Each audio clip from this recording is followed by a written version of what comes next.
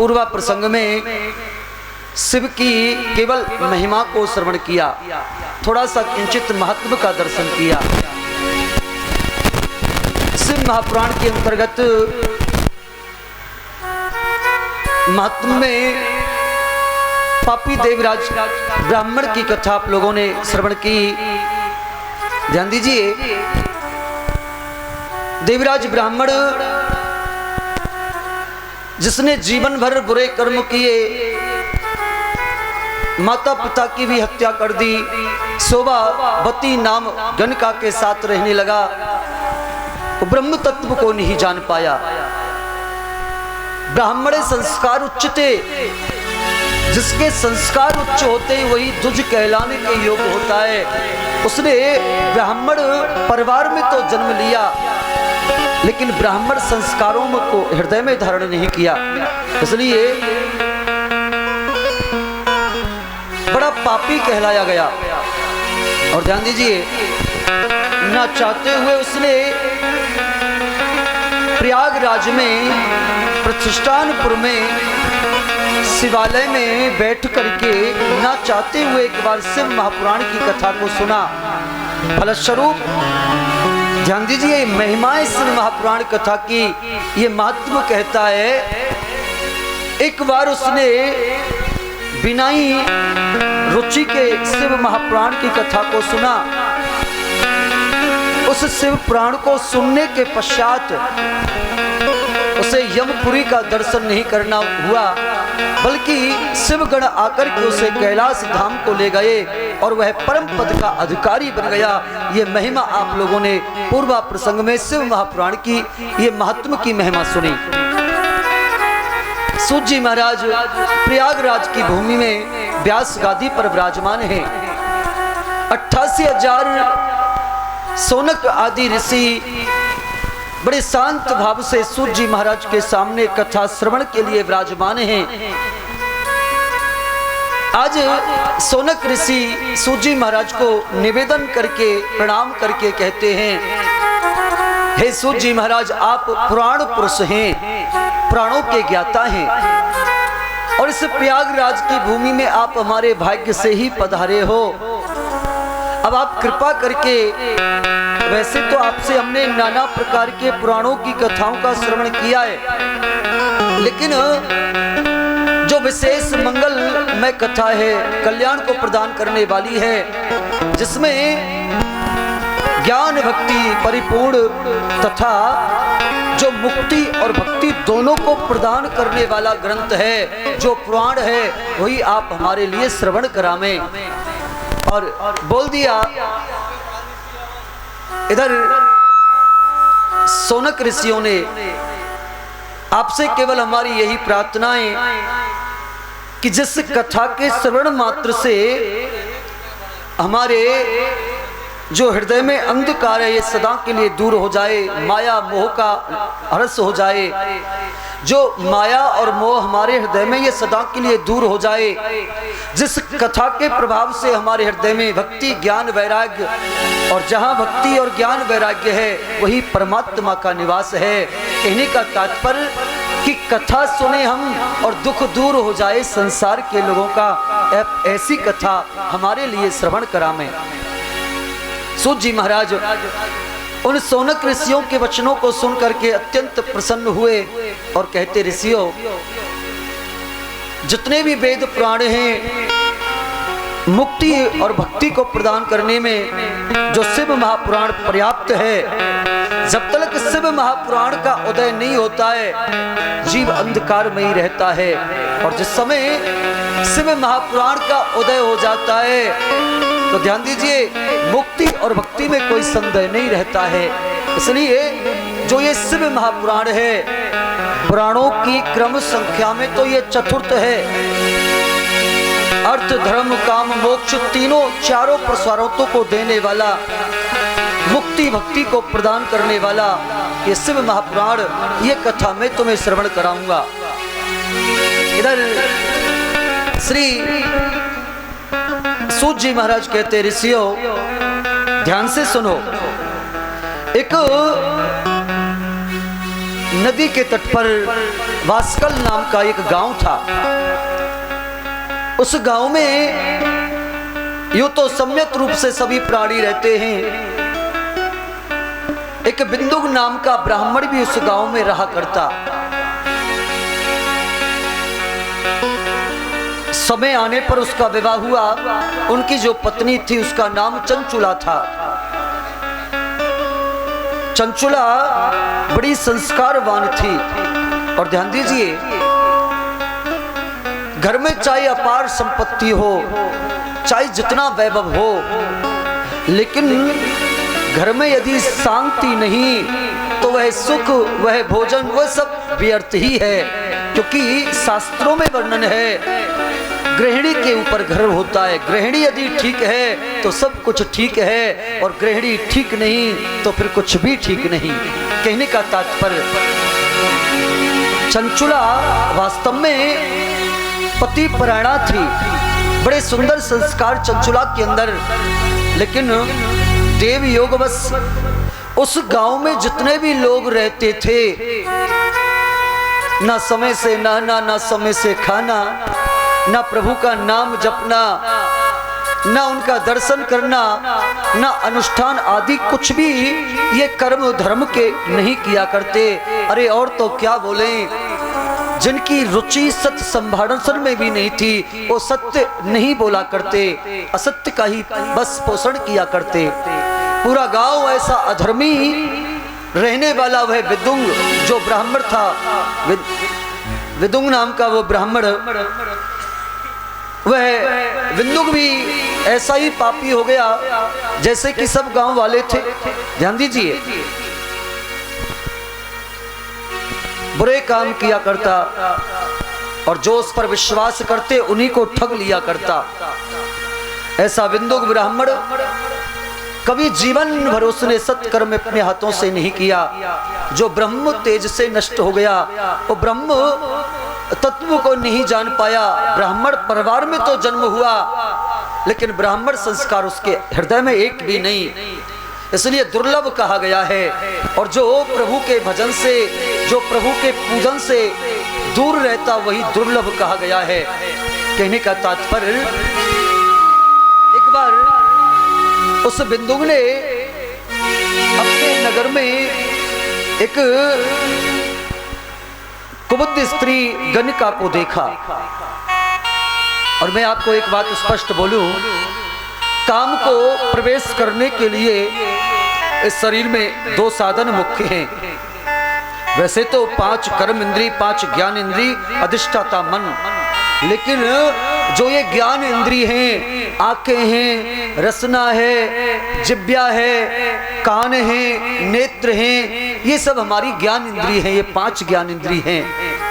तो काम को प्रवेश करने के विशेष 2 मार्ग हैं, कान और आंखें हैं। तो उसने एक शूद्र को उस कुबुद्ध स्त्री में, वेश्या में रत देखा। ध्यान दीजिए, और उस स्त्री पर जो वेश्या थी मुग्ध हो गया। ध्यान दीजिए, अपने परिवार को त्याग करके वह उस वेश्या के ही पास निरंतर रहने लगा। समय बीतता गया, माता पिता ने बहुत समझाया, लेकिन उसके बाद एक भी समझ में नहीं आती।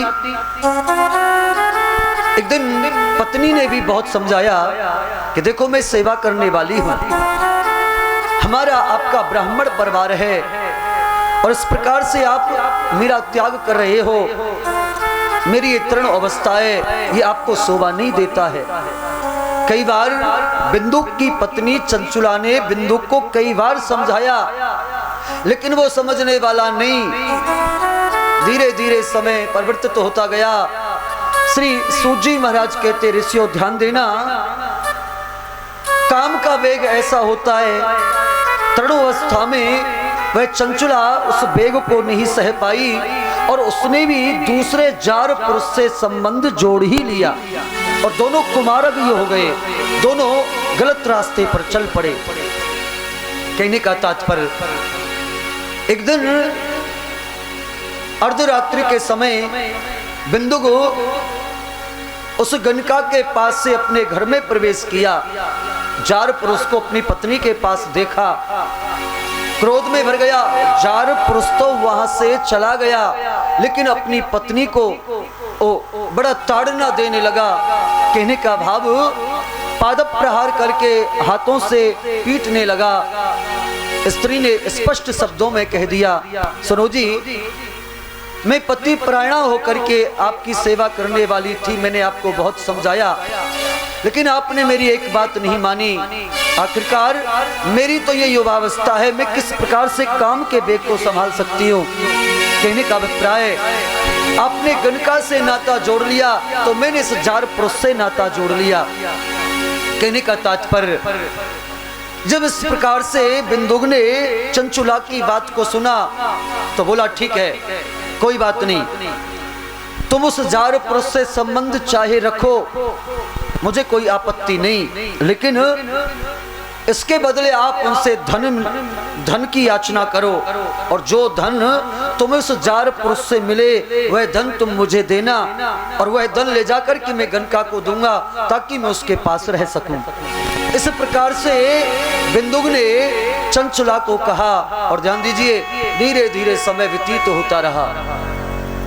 उस वात्सल्य नाम गांव में यूं तो सभी लोग, किसी की भी धर्म में रुचि नहीं थी, और जिस गांव में ब्राह्मण ऐसे हो और गांव का माहौल ही ऐसा हो तो कैसे जीवों का कल्याण हो सकता है।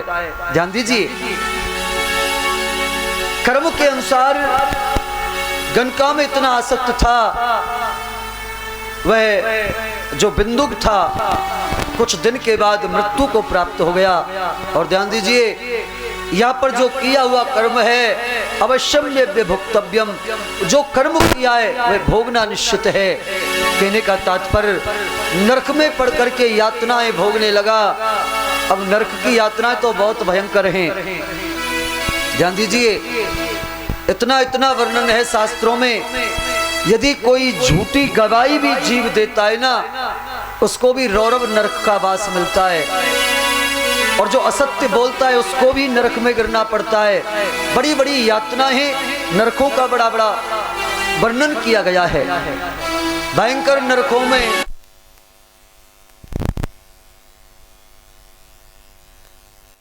इस कर्मों को भोगने के लिए एक पर्वत पर जाकर के पिशाच बन करके रहने लगा।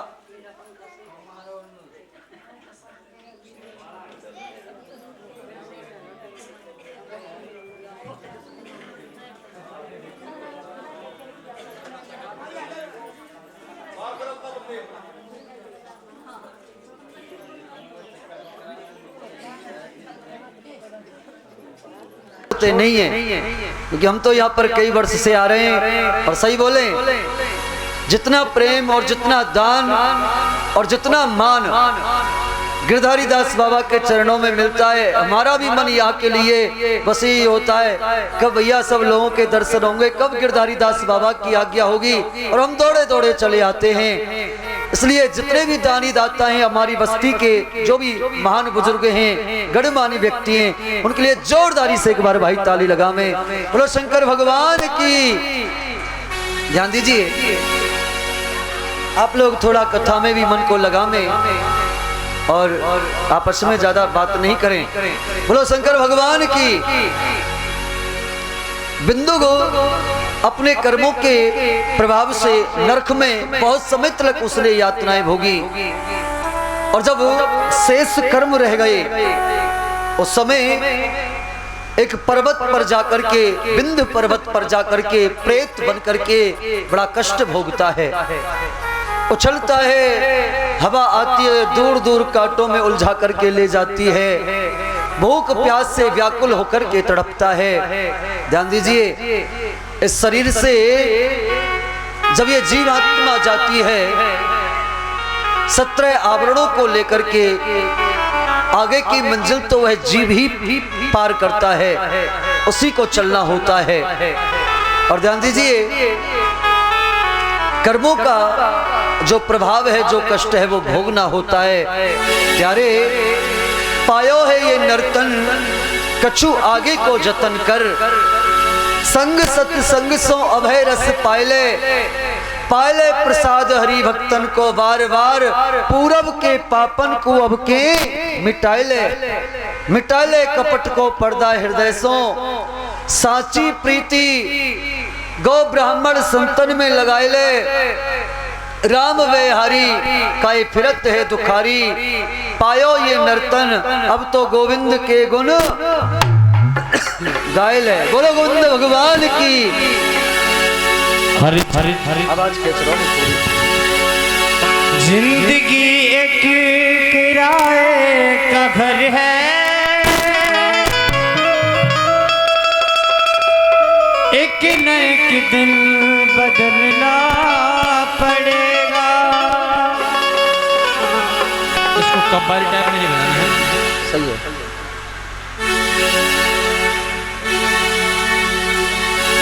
जिंदगी एक किराए का घर है, एक न एक दिन बदलना पड़ेगा। मौत जब तुझको आवाज देगी, मौत जब तुझको आवाज देगी, घर से बाहर निकलना पड़ेगा। मौत जब तुझको आवाज देगी, घर से बाहर निकलना पड़ेगा।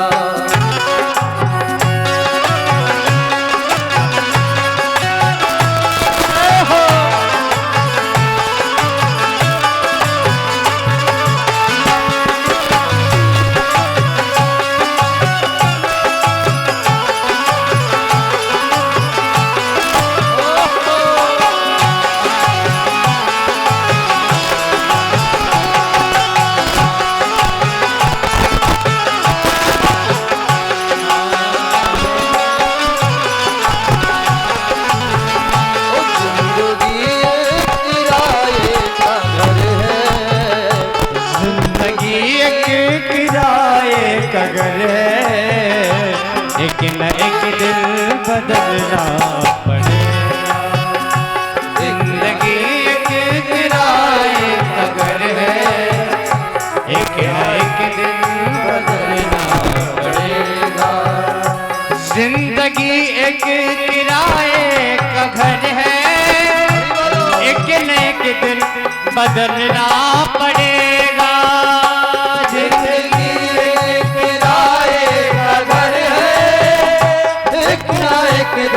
बदलना पड़ेगा। जिंदगी एक किराए का घर है, एक न एक दिन बदलना पड़ेगा। मौत जब तुझको आवाज देगी,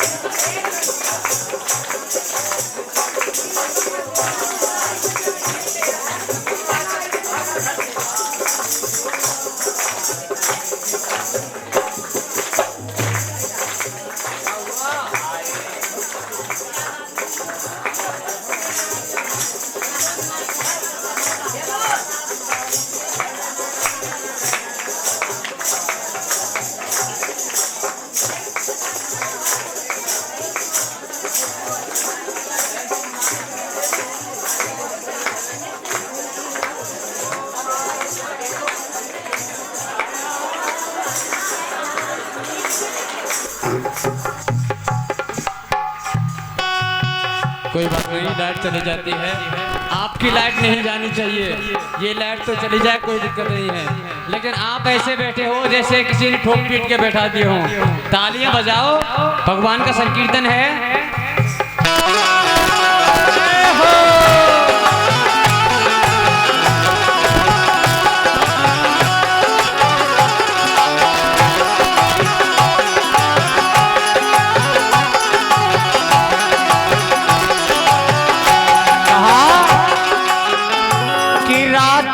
बाद होगा सवेरा, देखना हो अगर दिल सुनहरा। रात के बाद होगा सवेरा, देखना अगर दिल सुनहरा। रात के बाद होगा सवेरा, देखना हो अगर दिल सुनहरा। पाँव फूलों पे रखने से पहले, वो पाँव फूलों पे रखने से पहले, हाय पाँव फूलों पे रखने से पहले, तुझे कांटों पे चलना पड़ेगा। पाँव फूलों पे रखने से पहले, तुझे कांटों पे चलना। हरि बोल। एक आई का घर है, एक नारी के दिन निकलना पड़ेगा। जय भोले।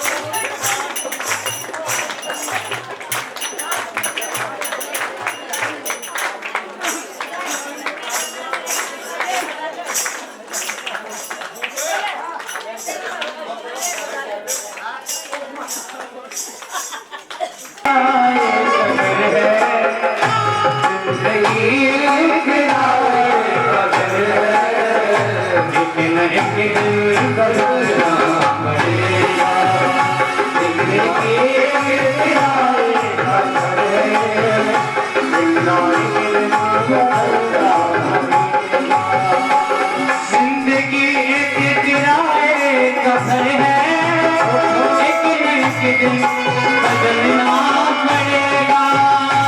जिंदगी एक किराए का घर है, एक दिन बदलना पड़ेगा।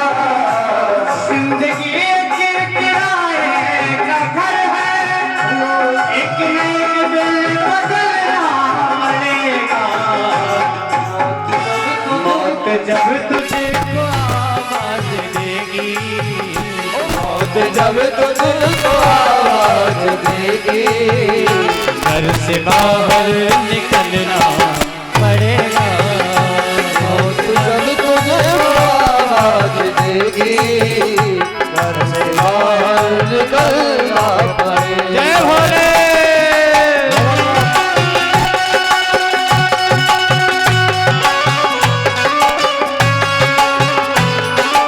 जय भोले।